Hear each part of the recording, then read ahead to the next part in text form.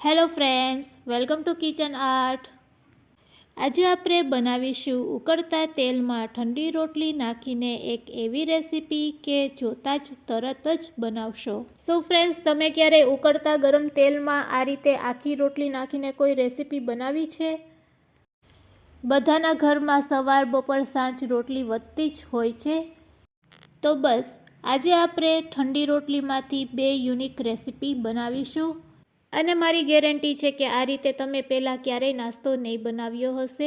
વળી આ રીતે બનાવેલી રેસીપીને તમે જમતી વખતે સ્ટાર્ટર તરીકે પણ લઈ શકો છો.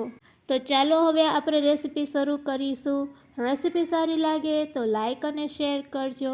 અને જો તમે મારી ચેનલ ઉપર નવા હોય અને મારી ચેનલને હજુ સબસ્ક્રાઈબ ન કરેલ હોય તો સબસ્ક્રાઈબ કરી બાજુનું બેલ બટન દબાવવાનું ભૂલશો નહીં, જેથી કરીને તમને મારા નવા વિડીયોનું નોટિફિકેશન મળતું રહે.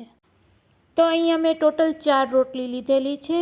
4 રોટલીમાંથી આપણે 2 નવી રેસીપી શીખીશું.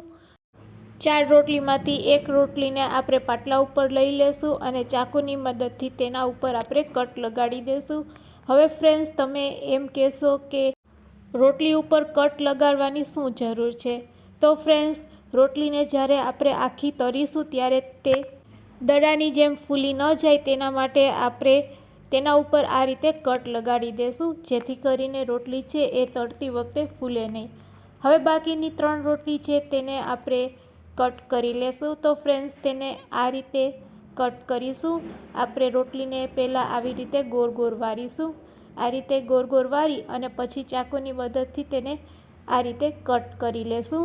જે રીતે નૂડલ્સ બને છે તે રીતે જ આપણે નૂડલ્સના શેપમાં આ રોટલીને આપણે કટ કરી લેશું. તો ફ્રેન્ડ્સ, આ રીતે આપણે નૂડલ્સ સ્ટાઇલમાં તેને કટ કરી લેશું. અને ફ્રેન્ડ્સ, આ નાસ્તાને એકદમ આપણે નૂડલની સ્ટાઇલમાં જ બનાવશું. અને બનાવ્યા પછી એટલો સરસ ટેસ્ટી અને હેલ્ધી બને છે કે બાળકો હોશે હોશે આ નાસ્તો ખાશે. તો હવે તમે જોઈ શકો છો, બસ તે જ રીતે આપણે બાકી રહેલી રોટલીને પણ આ રીતે ગોળ ગોળ વારી અને તેને ચાકુની મદદથી આ રીતે નૂડલ સ્ટાઇલમાં કટ કરી લેશું. તો અહીંયા આપણી બધી રોટલી કટ થઈ ગઈ છે. તેને હવે આપણે એક પ્લેટમાં લઈ લેશું. આ રીતે પ્લેટમાં લીધા પછી હવે તેના ઉપર આપણે થોડુંક તેલ એડ કરશું. બસ 2-3 ટીપા જેટલું આપણે તેમાં તેલ એડ કરશું આ રીતે. અને ચપટીક આપણે મીઠું એડ કરશું. અને બસ હવે રેડી કરેલી આ નૂડલ્સને આપણે આ રીતે હાથેથી આ રીતે મિક્સ કરી લેશું. તો અહીંયા આપણી રોટલીની નૂડલ્સ રેડી છે. આ રીતે તેલવાળી થોડીક કરી અને મીઠાવાળી કરી અને તેને આ રીતે મિક્સ કરી લેશું અને સાઈડમાં રાખી દેશું. હવે ગેસની ફ્લેમ ચાલુ કરીશું અને તેલને ગરમ કરીશું. કઢાઈમાં તેલ સારું એવું ગરમ થઈ જાય એટલે આપણે જે રોટલીમાં કટ લગાવેલા હતા ચાકુની મદદથી તે રોટલીને હવે આપણે ગરમ તેલમાં આ રીતે તળી લેશું. અહીંયા આપણે ગેસની ફ્લેમ હાઈ રાખીશું. હાઈ ફ્લેમ ઉપર જ આ રોટલીને તળીશું. એકદમ સરસ ગોલ્ડન બ્રાઉન કલરની થાય ત્યાં સુધી તેને તળશું, એટલે રોટલી છે એ એકદમ ક્રિસ્પી તળાઈને રેડી થશે. આ રોટલીને તળાતા ફક્ત 2 મિનિટ લાગે છે. તો આ રીતે આપણે ચીપિયાની મદદથી તેને પલટાવતા જઈશું તેલમાં અને તેને તળી લેશું. ફ્રેન્ડ્સ, મારી ગેરંટી છે કે જો તમે એકવાર આ રીતે નાસ્તો બનાવશો તો વારંવાર બનાવવાનું મન થશે. તો અહીંયા આપણી રોટલી તળાઈ ગઈ છે. હવે આપણે આ રોટલીને તેલમાંથી કાઢી લેશું. તો તમે જોઈ શકો છો, સરસ આપણી રોટલી છે એ એકદમ કડક તૈયાર થઈ છે. હવે તેને આપણે પ્લેટમાં લઈ લેશું. હવે આ તળેલી રોટલીને હવે આપણે સર્વિંગ પ્લેટમાં લઈ લેશું. અને ફ્રેન્ડ્સ, જે રીતે આપણે મસાલા પાપડ બનાવતા હોય છે તે રીતે આજે આપણે તળેલી રોટલી ઉપર બધી વસ્તુને સ્પ્રેડ કરશું. તો આ રીતે ચોપ કરેલી સમારેલી ઝીણી ડુંગળીને આપણે સ્પ્રેડ કરીશું. સાથે સાથે તેના ઉપર ચોપ કરેલા સમારેલા ઝીણા ઝીણા ટમેટાં એડ કરી દઈશું. સાથે સાથે હવે આપણે તેના ઉપર આ રીતે ઝીણી સેવ એડ કરી દઈશું. સેવ એડ કર્યા પછી હવે તેના ઉપર આપણે કોથમીર સ્પ્રેડ કરીશું. હવે તેના ઉપર આપણે બધા મસાલા એડ કરીશું. તો આમચૂર પાવડર અથવા તો ચાટ મસાલો પાવડર તમે તેના ઉપર સ્પ્રેડ કરી શકો છો. જલજીરા પાવડર પણ ચાલે. સાથે સાથે થોડુંક મીઠું આપણે સ્પ્રિંકલ કરીશું અને હવે તેના ઉપર લાલ મરચું પાવડર સ્પ્રેડ કરીશું. આ રીતે મસાલા પાપડનો તો તમે ટેસ્ટ કર્યો હશે, પણ ફ્રેન્ડ્સ ક્યારેક ઠંડી રોટલીને આ રીતે તળીને તેના ઉપર આ રીતે બધી વસ્તુ સ્પ્રેડ કરી અને પછી તેનો ટેસ્ટ કરજો. મસાલા પાપડ કરતાં પણ ખૂબ જ ટેસ્ટી લાગે છે. તો જમતી વખતે તમે આને સ્ટાર્ટર તરીકે પણ લઈ શકો છો. તો રેડી છે અહીંયા આપણો એક નાસ્તો. ખૂબ જ ખાવામાં ક્રિસ્પી, ટેસ્ટી અને ચટાકેદાર લાગશે. તળેલી આ રોટલીને તમે ચાટ તરીકે પણ ખાઈ શકો છો. બસ તળેલી રોટલીના ટુકડા કરી દો અને ડુંગળી, ટમેટું, કોથમીર, સેવ એડ કરી મસાલા એડ કરો એટલે ચાટ બની જશે. તો ફ્રેન્ડ્સ હવે હું ચાખીને પણ તમને બતાવું છું. વાવ, ખૂબ ટેસ્ટી લાગે છે ફ્રેન્ડ્સ. જરૂરથી એકવાર ટ્રાય કરજો. તો ચાલો હવે આપણે બીજી રેસીપી બનાવી લઈએ. તેના માટે આપણે ગેસની ફ્લેમ ચાલુ કરીશું. એક કઢાઈમાં 2 ચમચી જેટલું તેલ નાખીશું. તેલ સારું એવું ગરમ થઈ જાય એટલે તેમાં જીરું નાખીશું ચપટીક અને ચપટીક હિંગ નાખીશું.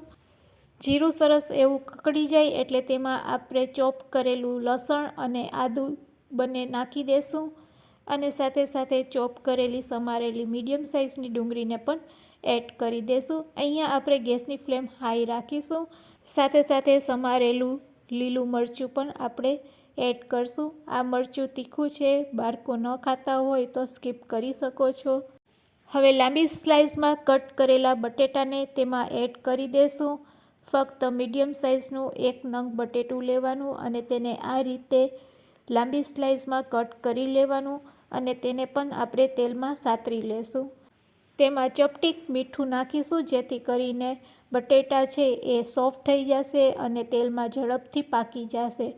બટેટા નાખો એટલે ગેસની ફ્લેમ લો કરી દેવાની અને લો ફ્લેમ ઉપર જ બટેટાને આ રીતે પહેલાં પકાવી લેશું. 1 જ મિનિટમાં આ રીતે બટેટું છે એ પાકી જાય છે. તો અહીંયા આપણું બટેટું પણ સરસ ચડી ગયું છે. આ રીતે બટેટું સારું એવું પાકી જાય પછી તેમાં આપણે ટમેટાં એડ કરશું. મીડિયમ સાઇઝના ટમેટાને આ રીતે કટ કરીને તેમાં એડ કરી દેશું. ટમેટું એડ કર્યા પછી તેમાં આપણે લાલ મરચું પાવડર, ચપટીક હળદર અને ચપટીક ધાણા જીરું નાખીશું. સાથે સાથે સ્વાદ અનુસાર મીઠું નાખશું. તો અહીંયા આપણે મીઠા નાખતી વખતે ખાસ ધ્યાન રાખવાનું છે કે આપણે પહેલાં પણ મીઠું નાખેલું છે. મીઠું વધારે ન પડી જાય તેનું ખાસ ધ્યાન રાખવાનું. મસાલા એડ કર્યા પછી તેને હલાવી લેશું અને હવે તેમાં આપણે થોડુંક પાણી નાખીશું જેથી કરીને ટમેટાં છે એ થોડાક સોફ્ટ થઈ જાય.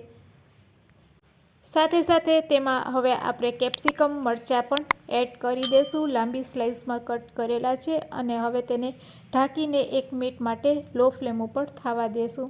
1 મિનિટ થઈ જાય એટલે તેને આપણે ખોલીને ચેક કરી લેશું. તો અહીંયા સરસ ટમેટાં છે એ સોફ્ટ થઈ ગયા છે. તેને આપણે એકવાર આ રીતે મિક્સ કરી દેશું અને રેડી કરેલી રોટલીને હવે તેમાં આપણે એડ કરી દેશું. તો ફ્રેન્ડ્સ જો આ રીતે તમે ક્યારેય રોટલીની નૂડલ્સ બનાવીને નાસ્તો ન બનાવેલો હોય તો એકવાર જરૂરથી બનાવજો. આ રીતે રોટલીની બનાવેલી નૂડલ્સથી નાસ્તો ખૂબ જ ટેસ્ટી લાગે છે અને બાળકોને પણ ખૂબ જ ભાવશે. ખાવામાં પણ ખૂબ જ ટેસ્ટી લાગે છે.